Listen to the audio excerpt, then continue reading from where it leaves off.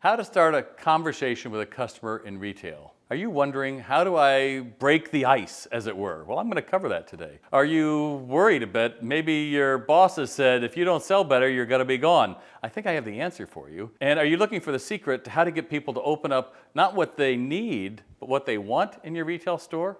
Well, stay tuned. That's what we're talking about. By the end of this video, you're going to know how to talk to a stranger and get them to open up to you. And more importantly, you're going to enjoy the process. Let's go.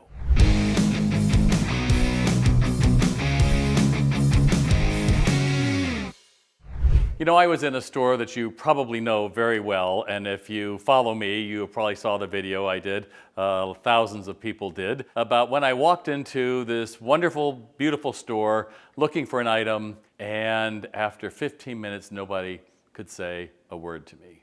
I was so frustrated, even though I ended up buying the Coke because I'm a customer of this brand. As I walked out, the doorman said, "Hey, can I get you a taxi?"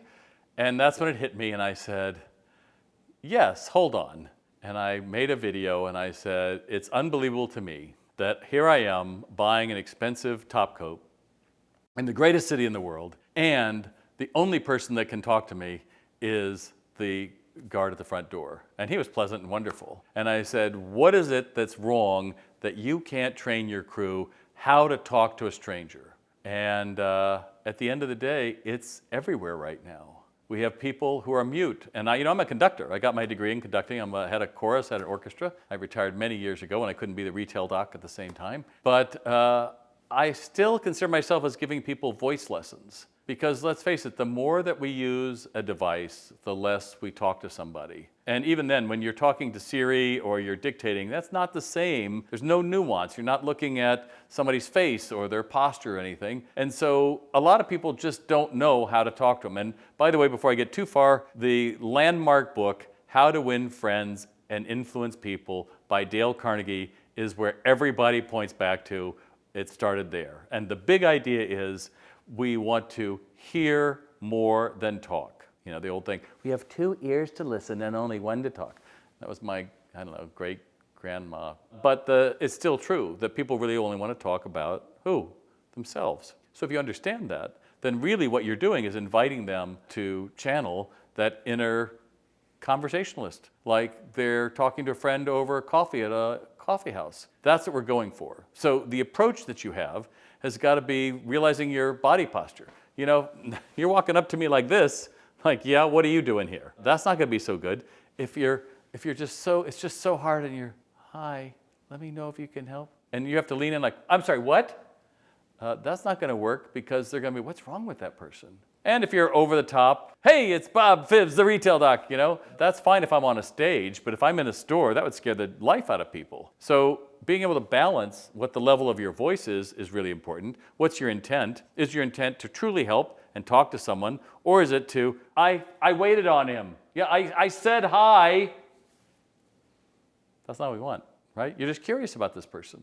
Why did this person walk in the door? I'll give you a quick story because, I love to tell you my stories. And this one goes all the way back to South Coast Plaza, and it is Christmas time. Now, we had big roll-up doors in that mall, and there's a guy waiting for the store to be open, and I was opening alone, which was a faux pas, but so what? Just go with me. And he's waiting there, and I see he's got this nice goatskin jacket. And if you're in cowboy clothes, you know what leathers look like. Goatskin looks kind of plasticky, and then as it gets older, it gets these cool little wrinkles in it. It's a really high-end coat. I'm like, I got this guy. And I go to open the door, and I go, good morning, feel free to look around, and while I turn the lights on, and I'll be right back. And he said, thank you, which they always do. And I came back out, he's looking at a pair of, $149 boots. Model 5084, I don't know why I still remember it, Tony Lama, but there you go. And I go, that's a nice goatskin jacket you've got on. Was that a gift or did you buy that for yourself? And he said, yeah, I bought it for myself. And I said, it's always nice to treat yourself. I just hit goal 14 years in a row and I bought myself this Scully blazer. I still had it on. I mean, it's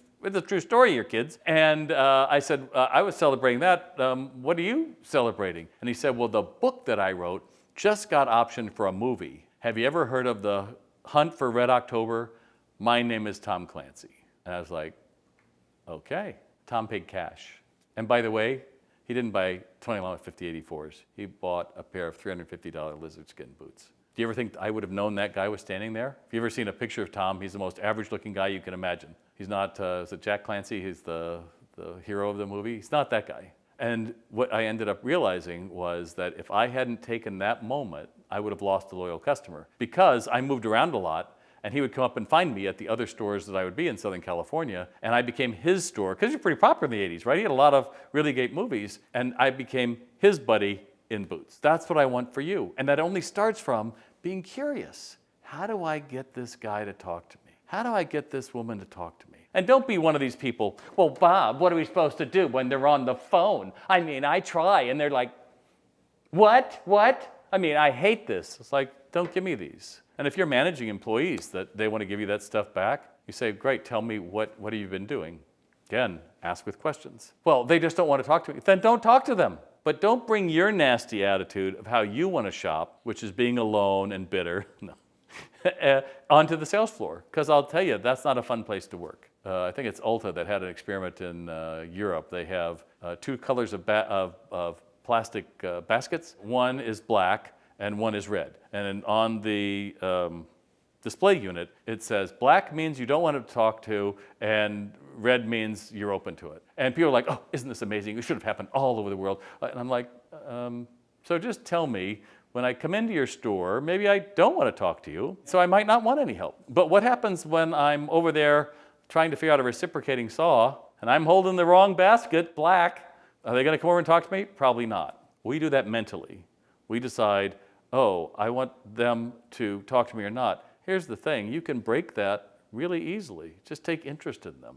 Is there something they're holding or carrying or talking about that you have something similar you could talk to them? Is there something like Tom I could talk to? That's a true thing. I didn't make it up. I didn't say like, oh yeah, I've got this too. That was a true story just for that one moment. What's the one thing you can talk about? Now, I've taught this concept for years, and Megan was one of my very favorite trainers when I was with It's a Grind Coffee back in California many, many years ago. Shout out, Megan, if you're watching this, over in Fresno. And she told a story about how this guy walked in, and this guy walked in with a Hosier t-shirt on. And so before she took his order, she goes, oh my God, Hosier, were you at the concert last night? He goes, I was, it was amazing. And she goes, so was I was in row F15. And he goes, well, you paid more money than I did. I was back in row 50. Instant bond, instant moment of laugh, took the coffee order. 9 months later, they're married. Okay, I'm not saying if you greet people the right way, you'll get married. But what I am saying is, imagine if she had never taken interest in that guy. Been curious to know, I wonder why that guy's wearing that t-shirt. Nada. And what does that mean? You have to be more authentic in a technology and AI world. Being able to synthesize. The game is, how do I get to first base means, how do I get them to want to talk to me? And then how do we both together come and have that conversation about what would be best for them? And then how do I help them say, yes, I'll take it? That's what the game is. And so the more we understand that, the easier it gets for us to be realizing that retail is a game of hope. And all people are looking for when they walk in the door is, do I feel like I matter?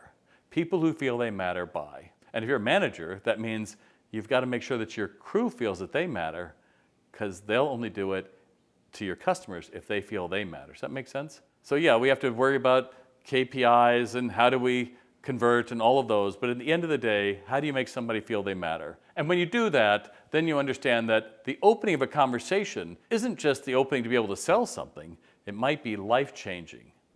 So is that helpful? I've got another video for you to watch right up here. You can see it there on the screen. If not, you can see it down here below, and click on it, view it, and let me know what you think.